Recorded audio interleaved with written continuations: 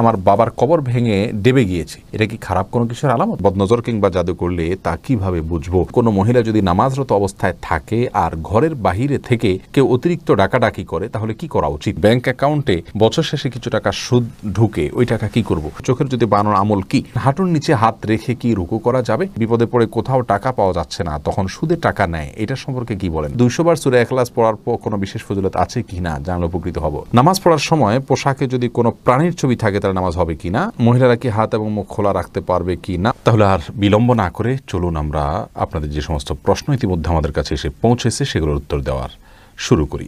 আব্দুল্লাহ আল মামুন রাজু জানতে চেয়েছেন, চোখের যদি বানানোর আমল কি? চোখের যদি বানানোর জন্য কোরআন হাদিস থেকে বিশেষ কোনো আমল বলা হয়নি, তবে রুকিয়া হিসাবে ফাকাশাফনা আনকা গিতাআকা ফাবাসারুকাল ইয়াওমা হাদিদ, সূরা হাদিদের এই আয়াতটির অংশ, এটা পড়ে চোখে ফু দেওয়ার কথা অনেক ওলামা ইকরাম বলে থাকেন। এটা শুধু ঝাড়ফুঁকের জন্য কোরআন হাদিসে বর্ণিত থাকা কোনো জরুরি নয়, কোরআনের আয়াতকে শেফা হিসাবে গ্রহণ করা যেতে পারে, সেই হিসাবে এটা কেউ করতে পারেন, তবে এটা হাদিস থেকে শেখানো কোনো আমল নয়, সেটি আমাদের মাথায় রাখতে হবে। বানিউল আলম আপনি জানতে চেয়েছেন, হাঁটুর নিচে হাত রেখে কি রুকু করা যাবে? না, হাঁটুর নিচে হাত রেখে রুকু করা যাবে না। হাঁটুর যে গিরা আছে সেটাকে শক্ত করে ধরে, এভাবে আঙ্গুলগুলো ফাঁকা থাকবে, সেটাকে ধরে গিরার মধ্যে হাত দিয়ে দেন আপনাকে রুকু করতে হবে। শেখ শরীফ জানতে চেয়েছেন, অজুরত অবস্থায় বায়ু বের হলে নতুন করে অজু করতে হবে নাকি সেখান থেকে ধারাবাহিকভাবে অজু করতে হবে? নতুন করে অজু করতে হবে, ধারাবাহিকভাবে অজু করলে হবে না। মাঝখানে যদি অজু হাত ধুয়েছেন, মুখ ধুয়েছেন, তারপর বায়ু বের হলে তাহলে শুরু থেকে অজু করতে হবে আপনাকে। আলামিন হোসেন জানতে চেয়েছেন, 200 বার সূরা ইখলাস পড়ার পর কোনো বিশেষ ফজিলত আছে কি না জানলে উপকৃত হব। ভাই আলামিন, এরকম কথা আমাদের সমাজে খুব বেশি প্রচলিত আছে যে 200 বার সূরা ইখলাস পাঠ করার ফজিলত রয়েছে, মূলত এরকম কোনো কথা বিশুদ্ধভাবে প্রমাণিত নয়। সূরা ইখলাস 200 বার বা নির্দিষ্ট সংখ্যায় পাঠের ব্যাপারে হাদিসে কোনো নির্দেশ নাই, তবে হ্যাঁ এটুকু বলা আছে সূরা ইখলাসকে সুলুসুল কোরআন বলা হয়েছে, অর্থাৎ কোরআনের 3 ভাগের 1 ভাগ এর সমতুল্য বলা হয়েছে। অতএব যদি কেউ 3 বার সূরা ইখলাস তেলাওয়াত করেন তাহলে কেমন যেন তিনি 1 খতম কোরআনের সওয়াব পেলেন, এটুকু বলা যেতে পারে। যদি হাদিসে ওইভাবে বলা হয়নি, ওলামা ইকরাম সেই ব্যাখ্যা এটা বলেছেন, কিন্তু 200 বারের কোনো ফজিলত হাদিসে পরিণত হয়নি, বিশুদ্ধভাবে এটি মন গড়া কথা অনেকে বলে থাকেন। এরপরে রিজওয়ান আহমদ শুভ আপনি জানতে চেয়েছেন, ব্যাংক অ্যাকাউন্টে বছর শেষে কিছু টাকা সুদ ঢুকে, ওই টাকা কি করব? ওই টাকা যদি বন্ধ করার কোনো অপশন থাকে তাহলে বন্ধ করে ফেলবেন, আর যদি বন্ধ করার কোনো অপশন না থাকে, অটোমেটিকলি আসতে থাকে প্রতি বছর শেষে, তাহলে সেটা গরিব দুঃখীদেরকে হিসেব করে দান করে দিয়ে দিবেন এবং কোনো সওয়াবের আশা করবেন না। সারা সফা জানতে চেয়েছেন, ফরজ নামাজে ভুল হলে কি সিজদা সাহু করলে নামাজ হয়ে যাবে নাকি পুনরায় পড়তে হবে? বোন সাফা সারা, ফরজ নামাজে যদি ভুল হয়, ভুলটা যদি হয় ওয়াজিব তরকের ভুল, তাহলে সিজদা সাহু করলে নামাজ হয়ে যাবে, আর যদি ফরজ তরক হয় তাহলে সে নামাজ বাসি রাকাত আবার পড়তে হবে। আর সুন্নাত তরক হলে কিছুই করতে হবে না, আপনার কোন ভুল হয়েছে সেটা হলো মূল বিষয়। আর সিজদা সাহুর বিষয়টি সব নামাজের ক্ষেত্রে একই কথা প্রযোজ্য, সুন্নাত ওয়াজিব ফরজ সব নামাজের মধ্যে একইভাবে, অর্থাৎ ওয়াজিব তরক হলে সিজদা সাহুর নামাজ হয়ে যাবে। সাদ ভয়েসম্যান এআইডি থেকে আপনি প্রশ্ন করেছেন, আমার বউয়ের মেজাজ অনেক গরম, এখন আমার করণীয় কি? আল্লাহ তাআলা আপনার বিষয়টাকে সহজ করুক ভাই।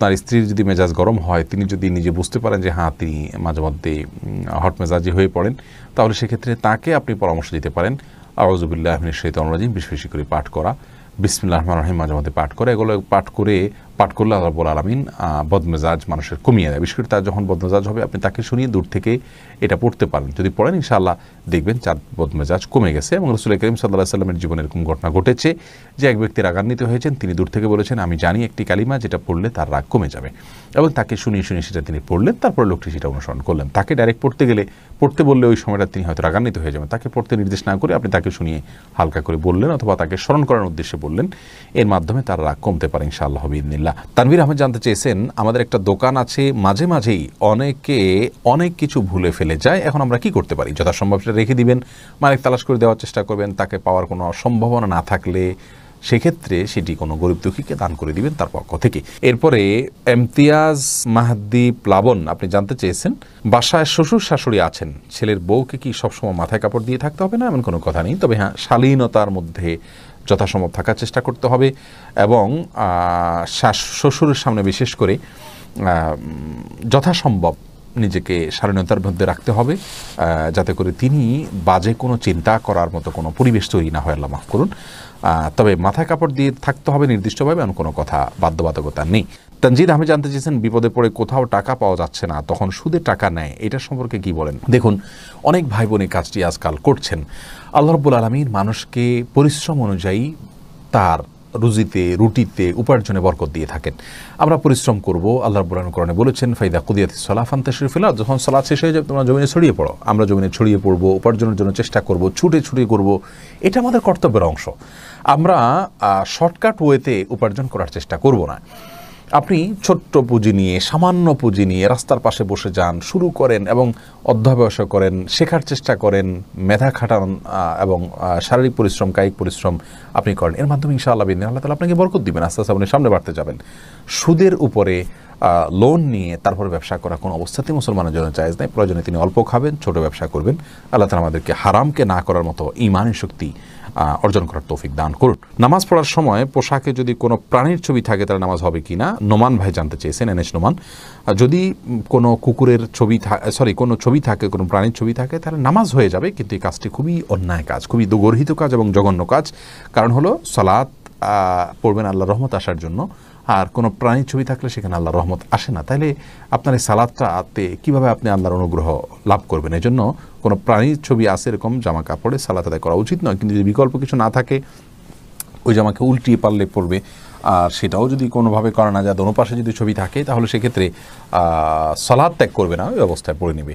এরপরে মহিলারা কি হাত এবং মুখ খোলা রাখতে পারবে কি না, মাহমুদুল হাসান জানতে চেয়েছেন। না, হাত মুখ এগুলো ঢাকবেন যদি ঢাকা যায়, আর যদি ঢাকা না যায় তাহলে সেক্ষেত্রে আল্লাহ রাব্বুল আলামিন বলেছেন ইল্লা মা যাহারা মিনহা, যেগুলো এমনি প্রকাশিত থাকে। অনেক উলামায়ে কেরাম বলেছেন তার মধ্যে হাতের কবজি, পায়ের পাতা, এগুলো প্রকাশিত থাকে, যার কারণে এগুলো না ঢাকলেও চলবে। ফিতনার এই যুগে মানুষ মেয়েদের কাপড় চোপড় এবং তাদের শরীরের যে কোনো অংশ দেখেই বাজে চিন্তা করে, যার কারণে একজন আত্মসম্মানবোধী মায়ের জন্য সেগুলোকে ঢেকে ফেলাটাই হলো উচিত এবং উত্তম। শফিকুল ইসলাম জানতে চেয়েছেন, কোনো মহিলা যদি নামাজরত অবস্থায় থাকে আর ঘরের বাহিরে থেকে কেউ অতিরিক্ত ডাকাডাকি করে তাহলে কি করা উচিত? যতই ডাকাডাকি করুক না কেন, নামাজটাকে চালিয়ে যেতে হবে। যদি ফরজ নামাজ হয়, আর সুন্নত নামাজ হলে যদি ডাকটা শুনে তিনি বুঝতে পারেন যে তার মা বাবা কোনো বিপদে পড়ে ডাকছেন বা জরুরি কোনো কাজে ডাকছেন, মা বাবা যদি ডাকেন, তাহলে সেক্ষেত্রে ছেড়ে চলে যেতে পারেন সুন্নত নামাজ হলে। ফরজ নামাজ হলে কারোর ডাকে, সাধারণ ডাকে যাবেন, নামাজ শেষ করে যাবেন। প্রয়োজন নামাজটাকে একটু তাড়াতাড়ি শেষ করতে পারেন যদি মনে হয় ডাকটা খুব বেশি প্রয়োজনীয় কোনো ডাক। আর যদি কোনো ব্যক্তির মৃত্যুর মুখে পতিত হয়েছেন, এরকম কিছু আঁচ করতে পারেন তিনি, তাহলে সেক্ষেত্রে ফরজ হলেও নামাজ ছেড়ে দিয়ে তার জীবনকে রক্ষা করার জন্য তিনি অগ্রসর হয়ে যাবেন। এটা তার কর্তব্যের অংশ। মোহাম্মদ তাকিব জানতে চেয়েছেন, বদনজর কিংবা জাদু করলে তা কিভাবে বুঝবো? এটা একটু জটিল আসলে। বেশিরভাগ ক্ষেত্রে আপনার রকিয়া যারা করেন তারা এরকম রোগীকে কিছু তিলাওয়াত শুরু করলে তাদের মধ্যে অস্থিরতা শুরু হয়, বিশেষ কিছু আলামত তারা দেখতে পান, তার মাধ্যমে বোঝা যায়। এছাড়া অনেকগুলো পদ্ধতি আছে বোঝার জন্য, যেগুলো আসলে সঠিক নয়। সেগুলোতে কুফরি কালামের আশ্রয় নেওয়া হয়, জিনদের আশ্রয় নেওয়া হয়, অনেকভাবে করা হয় যেগুলো সঠিক নয়। রাখি একটা জানতে চেয়েছেন, আমার বাবার কবর ভেঙে ডেবে গিয়েছে, এটা কি খারাপ কোনো কিছুর আলামত? না, খারাপ কোনো কিছুর আলামত নয়। এটা মাটির কোনো সমস্যার কারণে হতে পারে। কোরআন হাদিস থেকে এটাকে খারাপ কোনো আলামত বলে বলা হয়েছে বলে আমাদের জানা নেই।